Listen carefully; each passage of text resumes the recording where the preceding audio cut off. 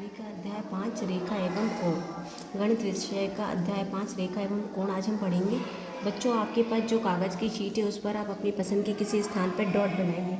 Pencil का सिरा जितना नुकीला होगा उतना सूक्ष्म होगा उसे अक्षर ओ कहें। जैसे कि मैंने यहाँ पे पेंसिल का नुकीला रख दिया और ये जो है इसको बोलेंगे बिंदु, इसको नाम दे दिया ओ, ये है बिंदु। आगे देखिए, बिंदु की अवधारणा से परिचित कराएं। अब आप कागज़ को मोड़िए और फिर उसे खोलिए। देखिए, कागज़ को मोड़ दिया और ये खोल दिया। अब ये लाइन बन गई। इस लाइन को हम क्या बोलेंगे? पकड़कर जो निशान बना उसे रेखाखंड निरूपित करता है। ये जो निशान है इसे रेखाखंड निरूपित करता है। उस रेखाखंड के अंत बिंदु होते हैं। अगर हमने मोड़ा है तो ये दो अंत बिंदु होंगे। को जोड़ने वाली सबसे छोटे रास्ते को रेखाखंड कहते हैं। जैसे बिंदु ए, वो ए और बी को मिलाने वाली ए और बी, ये दो बिंदु हैं, इन दोनों को मिला दिया है और ए और बी के ऊपर एक छोटी सी लाइन खींच दी, इसको बोलते हैं रेखाखंड। इस निशान का मतलब होता है ए बी रेखाखंड, और तीर का निशान नहीं है, मतलब ये रेखाखंड है। जब एक रेखाखंड ए बी को दोनों तरफ बिना किसी अंत के बढ़ाया जाता है, यहाँ कोई आगे नहीं बढ़ाया जा रहा, अंत के बढ़ाया जाता है, तो हमें एक रेखा प्राप्त होती है। और जब अंत नहीं हो रहा तो दोनों तरफ तीर का निशान लगा देंगे, तो उसे रेखाखंड में विभाजित किया जा सकता है। अब हम 100 रेखाओं के बजाय सूर्य की किरणों की बात क्यों करते हैं? क्या रेखा और किरण में कोई अंतर है? यह सही है। एक किरण को एक निश्चित बिंदु पर परिभाषित किया जाता है। रेखा की तरह एक साथ दोनों दिशाओं में आगे बढ़ाना उसके लिए असंभव है। इसलिए बच्चों, सूर्य की किरणों का निश्चित बिंदु है, इसलिए सूर्य से निकलने वाले प्रकाश को हम सूर्य किरणें कहते हैं। संकेत से व्यक्त किया जाता है। बच्चों, आपने अपनी कक्षा की खिड़की के कोने पर बोर्ड के कोने देखे होंगे। अपनी कक्षा के कमरे में आपको रेखाखंड किसी के कई उदाहरण देखने को मिल जाएंगे। बच्चों, आप अपने जानते हैं कि दो किरणों से मिलकर एक कोण बनता है। हम यह भी कह सकते हैं कि किन्हीं दो किरणों या किन्हीं दो रेखाखंडों के मिलने से जो झुकाव उत्पन्न होता है उसे हम कोण के नाम से जानते हैं। कोण को हम प्रायः अंश या डिग्री में नापते हैं। बच्चों, आप मुख्य रूप से शून्य कोण, न्यून कोण, समकोण, अधिक कोण आदि के बारे में जानते हैं। अब हम दोनों के बीच संबंध को समझेंगे। पूरक कोण, ध्यान से देखिए, आप लोगों के सिलेबस में है पूरक कोण। जब दो कोणों के मापों का योग 90 है। पूरक का मतलब होता है जब दो कोणों का जोड़ 90 डिग्री आता है तो दोनों एक दूसरे के पूरक कोण कहलाते हैं। जैसे कि सीधा डंडा और ये आड़ी लाइन के बीच में क्या है, पूरा 90 डिग्री है, तो ये जो दो कोण है दोनों को मिल के अगर 90 हो रहा है तो वो दोनों कोण कहलाएंगे पूरक कोण। 60 का पूरक 30 और 30 का 60। यहाँ 15 है तो यहाँ कितना आएगा? 85। 85 में 15 जोड़ देंगे, 75 में 15 जोड़ देंगे तो 90। 75 का पूरक कोण कितना है? 75 डिग्री, 75। 5 और 5 10 की 0, हासिल के एक 7 और एक 8 और एक 9।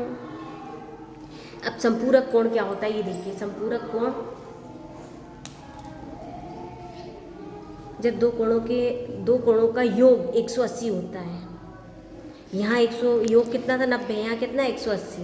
तो दोनों कोण एक दूसरे के संपूरक कोण कहलाते हैं। जैसे कि संपूरक का मतलब दोनों का जोड़ 180 होना चाहिए, और 180 मतलब एक सीधी रेखा, ये पूरे कोण को 180 बोलते हैं।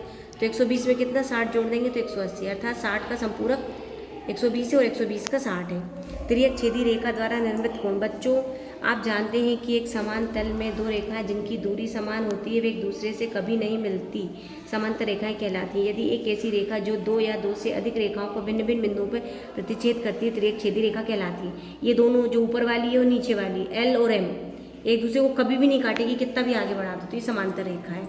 और ये जो बीच वाली रेखा है जो दोनों को काट रही है इसे बोलते हैं तिर्यक छेदी रेखा।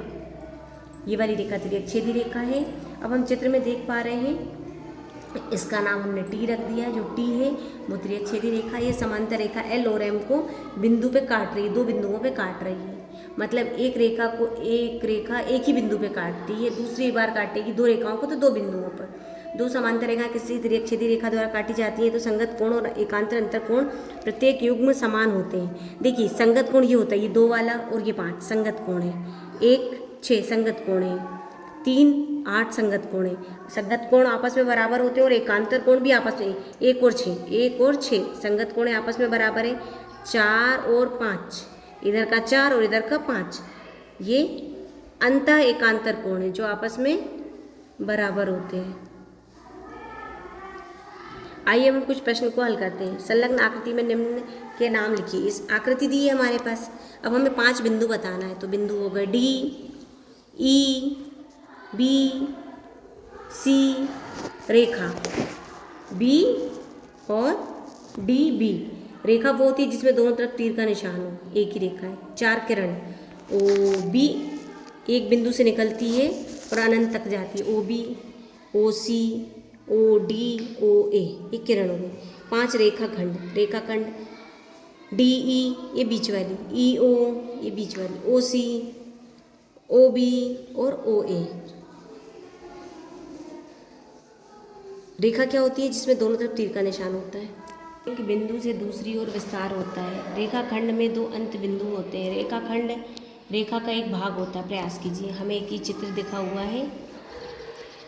रेखाएं जिनमें ई सम्मिलित है, ई सम्मिलित है, ये वाली रेखा है। कौन सी? ये वाली एफ ई। और रेखा को ऐसे बताते हैं। ए से होकर जाने वाली रेखा होगी ए ई और ऐसे तीर का निशान होगा दोनों तरफ। उस वह रेखा जिस पर ओ स्थित हो, ओ, तो ये हो जाएगी ओ सी और बीच ऊपर तीर का निशान। प्रतिच्छेद रेखाओं के 2 युग्म। प्रतिच्छेद रेखा ये है सी ओ ई एफ, इसको काट रही है तो ये प्रतिच्छेद रेखा हो गई। इसको ये काट रही तो ये दोनों प्रतिच्छेद रेखा हो गई। और इस रेखा को ये वाली काट रही तो ये तो 3 प्रतिच्छेद रेखाएं हो गई। ओ सी ई एफ, ओ सी ई एफ, ए ई। जिन रेखाओं के बीच की दूरी सभी स्थानों पर समान न हो प्रतिच्छेद रेखाएं कहलाती हैं। निम्नलिखित में से होकर कितनी रेखाएं खींची? एक बिंदु से होकर अनंत रेखाएं खींची जा सकती हैं। 2 बिंदु से होकर एक रेखा खींची जा सकती है। 30 का पूरक कोण होता है 60। 2 संपूरक कोणों का योग होता है 180। एक अधिक कोण का संपूरक कोण होगा न्यून कोण। माप के कोण का संपूरक कोण होगा। संपूरक मतलब इन दोनों 2 कोणों का योग 180, तो 100 है तो 80। 57 डिग्री माप के कोण का पूरक कोण क्या होगा? तो 33 डिग्री। पूरक मतलब दोनों को जोड़ने पे आना चाहिए 90। अपने परिवेश में 10 आकृतियों को सूचीबद्ध कीजिए और उनमें पाए जाने वाले न्यून कोण, अधिक कोण एवं समकोण की पहचान कीजिए। न्यून कोण क्या है? कैंची, घड़ी, किताब। समकोण मेज का किनारा, दरवाजा, बोर्ड। अधिक कोण चिड़िया की खुली हुई चोंच, खुली हुई किताब, घड़ी। एल एम पैरेलल है, समांतर है, तो एक्स का मान ज्ञात करना हमें दिख रहा है कि रेखा एल और एम क्या है? समांतर है और एक तिर्यकछेदी रेखा जो है वो उसको काट रही है। तो 110 डिग्री जो कोण है और एक्स के साइड वाला कोण, दोनों क्या होंगे? संगत कोण। अगर दोनों संगत कोण होंगे तो ये भी 100 और एक्स निकालना है। ये पूरा कितना होगा? 180। तो 180 से अगर हम 100 घटा देंगे तो एक्स निकल जाएगा। तो कोण x बराबर 180 माइनस 110। 180 से 110 घटाएंगे 70 डिग्री, तो कोण x का मान आएगा 70 डिग्री। यदि एक रेखा 3 समांतर रेखाओं की तिर्यकछेदी रेखा है तो बताइए कितने प्रतिच्छेदन बिंदु होंगे? एक रेखा तिर्यकछेदी होती है तो एक बिंदु पर काटती है। अगर 3 रेखा को 3 तिर्यकछेदी रेखा होगी तो 3 बिंदु पर प्रतिच्छेद करेगी।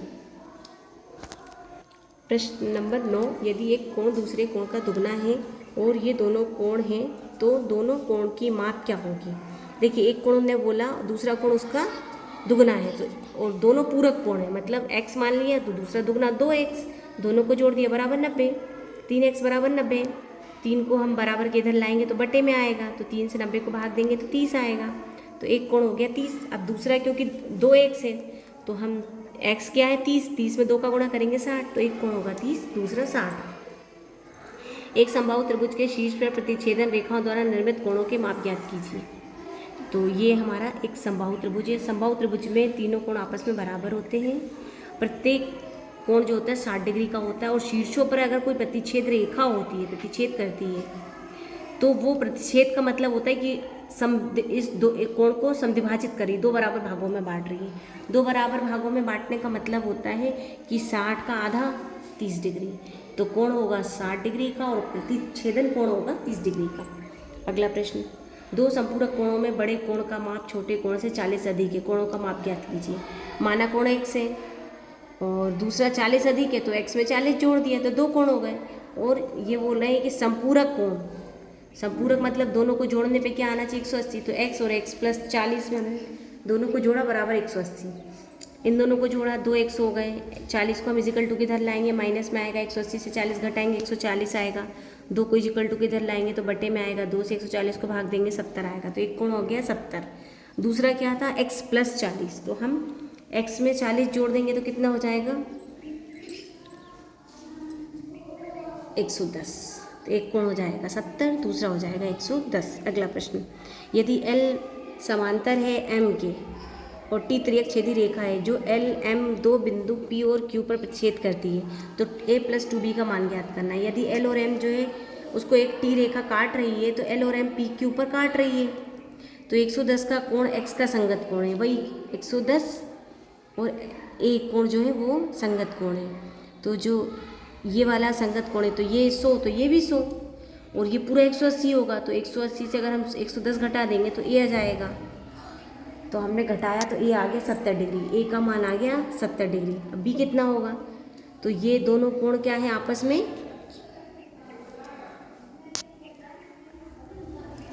बी जो है वो 180 है। क्यों, क्योंकि ये दोनों आपस में एकांतर आंतरिक कोण है।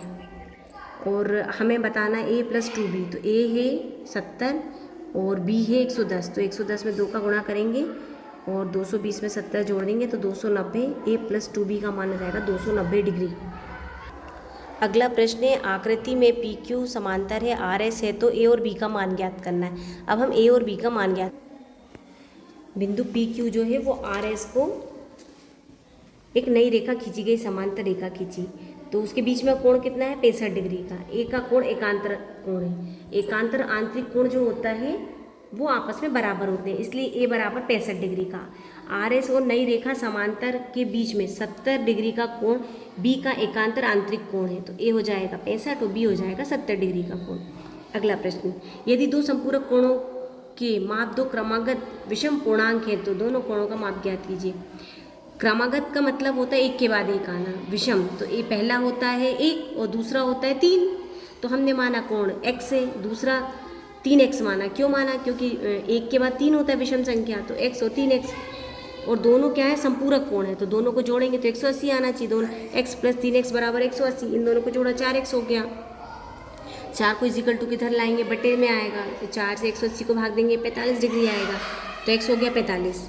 अब 3x निकालना है तो हम x क्या है 45 का 3 में गुणा करेंगे 135, 45 और 135 को जोड़ेंगे तो 180, तो हमारे कोण क्या क्या हो जाएंगे 45 डिग्री और 135 डिग्री। अगला प्रश्न, दो कोण मिलकर ऋज्जु कोण बनाते हैं, यदि एक कोण दूसरे का 1/3 हो तो दोनों कोण ज्ञात कीजिए, ज्ञात कर कोण बनाए और प्रदर्शित करें। तो हमने माना एक कोण है x, दूसरा तिहाई है तो x/3, और दोनों को जोड़ने पे आ रहा संपूरक कोण है ऋज्जु कोण, संपूरक कोण का मान 180 होता है। ऋज्जु कोण बोला, ऋज्जु कोण मतलब 180 डिग्री का, तो x प्लस 3x x/3 बराबर 180, इन दोनों को जोड़ने पे 180 आएगा, तो एलसीएम लेंगे, यहाँ 3 आएगा, इस 3 का 1 का 3 में भाग देंगे 3 आएगा, 3 का x में गुणा करेंगे 3x और ये वाला x जोड़ देंगे, ये हो जाएगा 4x, ये 3 बराबर के इधर आएगा तो गुणा में आ जाएगा, और ये 4 बराबर के इधर आएगा तो भाग में जाएगा। 4 से 180 को भाग देंगे तो 45 आएगा, 3 में गुणा करेंगे तो 135 आएगा। तो हमारे दो कोण कौन कौन से आ गए, 135 आ गया एक, और दूसरा क्योंकि x/3 था तो हमने 3 से भाग दिया तो 45 आ गया, तो एक कोण हो जाएगा 135 और दूसरा हो जाएगा 45, तो ये है ऋज्जु कोण, और यहाँ से ये इतना बड़ा ये है 135 डिग्री का कोण, और ये छोटा वाला कोण 145, इन दोनों को जोड़ने पे ये पूरा नीचे देखिए 180 डिग्री का कोण बन रहा है, ये पूरा 135 और ये 45 दोनों मिलके 180।